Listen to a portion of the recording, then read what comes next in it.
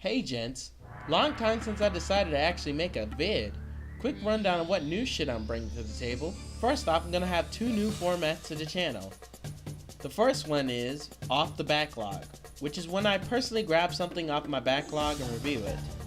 Unlike the normal backlogs, I don't choose these randomly. Usually these will appear whenever something is upcoming and I want to make a video on a specific subject. Yes, it's cheating technically since the whole point of my list is to be random, but suck my dick, it's my backlog and I'll touch it inappropriately when I want to. Second is Modding with Anon, which is when I cover mods and ROM hacks. Yeah, I know, it's such an innovation. I also have something to add to a regular review format. Setting and optimization should be obvious what they are, really. I talk about how well the game runs on my machine and other things while also discussing if I had any problems with the game and the amount of setting options. I might have to redo my trailer, but if now that will do. Well, onto the review. Games like Diablo, Torchlight, and Fate, as in overhead dungeon crawling RPGs, is a genre I haven't dabbled into too much. I didn't finish any of them, and I haven't played some of the games in the series. They usually have very good settings and RPG systems that offer a lot of variety in the classes and skill tree with a lot of options. They also revel in either secrets or rare items with either high stats or something unique about them. It's also extremely prevalent on the idea of co-op. WoW, which stands for Realms of Ancient War, technically have most of the elements that an average top over-the-head RPG would have. But does it add anything to really stand out or give it a unique experience? Let's find out. A 1, a 2, a 3. Boy, this review starts off pretty bad. Really nothing special here. To start it off, it's literally every token shit you've ever done. I can hear the fat guy screeching off in the distance. First off, we got 4 kingdoms. North Wind, East Fire, South Water, and West Earth. You know, I can just sense that there's an Earth, Wind, and Fire joke here, but I'm not gonna tell it. You got elves, you got dwarves, and humans. Those are the only civilized fantasy races this game decided to throw at you. All waging war with one another for the longest time till the 4 kings of their respective kingdom got together and made a peace treaty in blood. Then out of nowhere, literally, the Nothing came and stopped the treaty via freezing the king of the north and mortally ruining the others. Each of these groups of kings went back to their hovel and sent out a group to investigate what the fuck actually just happened, and why the villain of the game is named something similar to the Nazis from the Never-Ending Story 3. Turns out the evil Nothingness is an ancient dark evil that you must band together to defeat. A story medicine would be proud of. Genius, beautiful, 10 out of 10. Here's the actual fucking settings menu. I think Unity games have more options. Optimization could be better. Sometimes frame rate will just randomly drop as if it's hot. But it should run on toasters A-OK, just looking at the recommended specs. Oh boy, this fucking area of the game blows. Most of the sound effects are not exactly notable and are just generic stock footage. Screams and other voice acting are nothing but superb and noteworthy. Yeah, wasn't that spectacular. Music to my deafened ears. Speaking of music, I hope you like the tracks of ambient sounds, cause that's literally all you're gonna get. Boy, I sure do enjoy this here video game.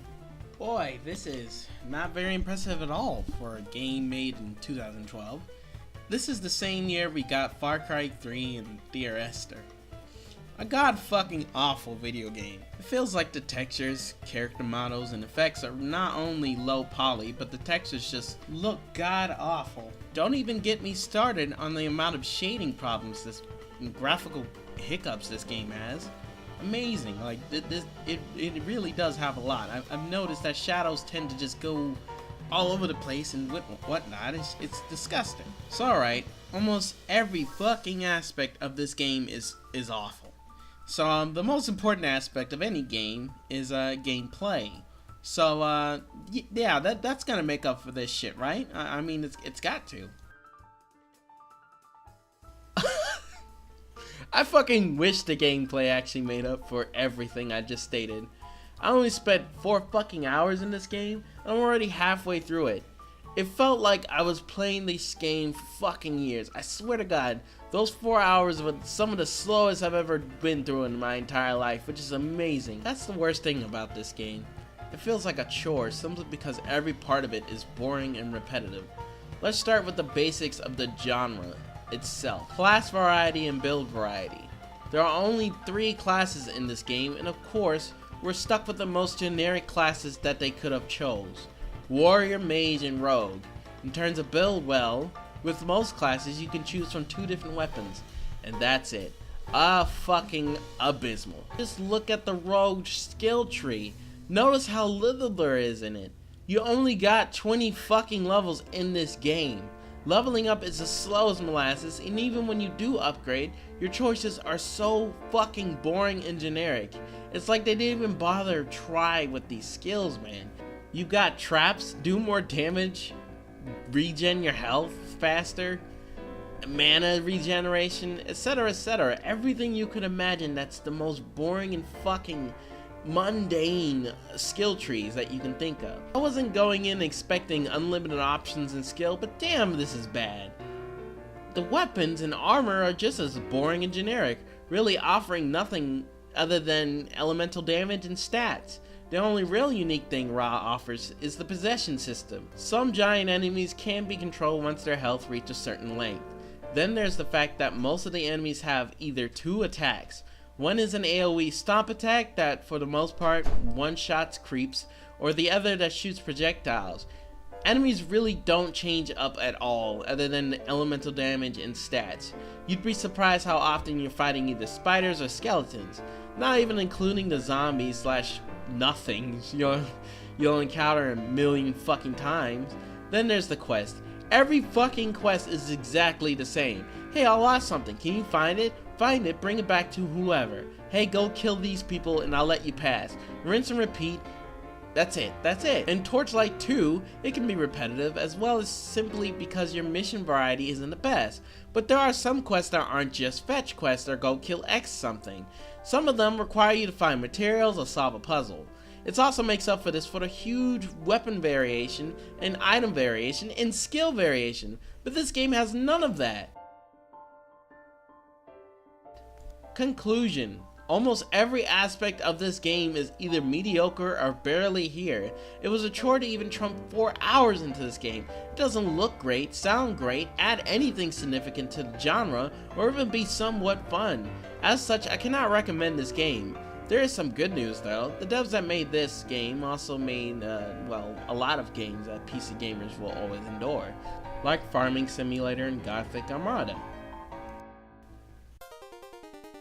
Hey guys, thanks for tuning in. Do me a solid, hit that like button. Yeah, what a spice, man. And check out my Twitter, where I talk to people, I think. And ask me a question over on my email, askpodasky@yahoo.com. And as always, stay skeptical, Marines.